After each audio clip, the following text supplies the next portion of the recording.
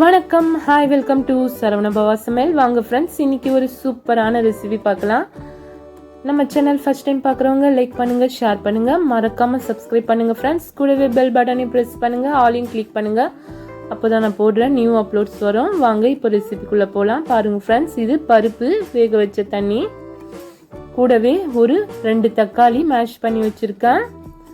பாருங்க, தோரம் பருப்பு வேக வச்ச தண்ணி ஃப்ரெண்ட்ஸ். இது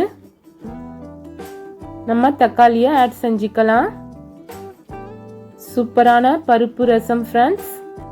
கூடவே உப்பு கொஞ்சம் தேவையான அளவு ஆட் செஞ்சுக்கலாம். இப்போ மிக்சர்ல ரசத்துக்கு தேவையான மசாலா ஆட் செஞ்சுக்கலாம் ஃப்ரெண்ட்ஸ். ஜீரகம், காய்ந்த மிளகாய், பூண்டு, மிளகு ஆட் செஞ்சிருக்கேன். இதை நம்ம மிக்சியில பவுடரா அரைச்சிக்கலாம்.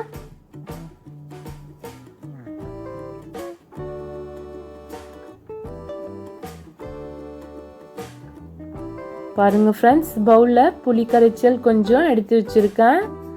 தக்காளி போட்டு நல்லா வேகுது. இப்போ நம்ம புளி கரைச்சலை ஆட் செஞ்சுக்கலாம்.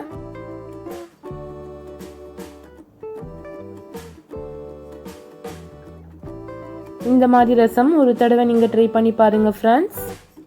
மஞ்சள் தூள் 1/4 டீஸ்பூன் ஆட் செஞ்சிருக்கேன்.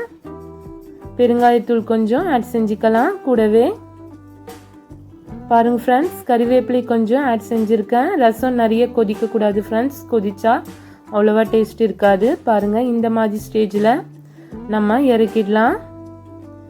இப்போ ரசத்துக்கு தாளிச்சிக்கலாம் ஃப்ரெண்ட்ஸ். ஒரு பவுல் வச்சிருக்கேன். ஹீட் ஆனதும் ஆயில் கொஞ்சம் ஆட் செஞ்சுக்கலாம். கூடவே கடுகு கொஞ்சம், காய்ந்த மிளகாய் நம்ம ஃபர்ஸ்ட் ரசத்தில் ஆட் செஞ்சுருக்கோம் ஃப்ரெண்ட்ஸ். அதுக்காக நான் ஒரு காய்ந்த மிளகாய் ஆட் செஞ்சுருக்கேன். கூடவே இந்த மசாலாவை ஆட் செஞ்சுக்கலாம். ரசம் மசாலா இப்போ நம்ம மிக்சியில் அரைச்சோம்ல ஃப்ரெண்ட்ஸ், அந்த மசாலா பவுடரை ஆட் செஞ்சு தாளிச்சிக்கலாம் ஃப்ரெண்ட்ஸ். நல்ல ஸ்மெல்லாக இருக்கும். பாருங்கள் இப்போ ஃப்ரெண்ட்ஸ், இந்த மாதிரி ஒரு தடவை நீங்கள் ட்ரை பண்ணி பாருங்கள். மேலே கொத்தமல்லி தழை கொஞ்சம் தூவிக்கோங்க.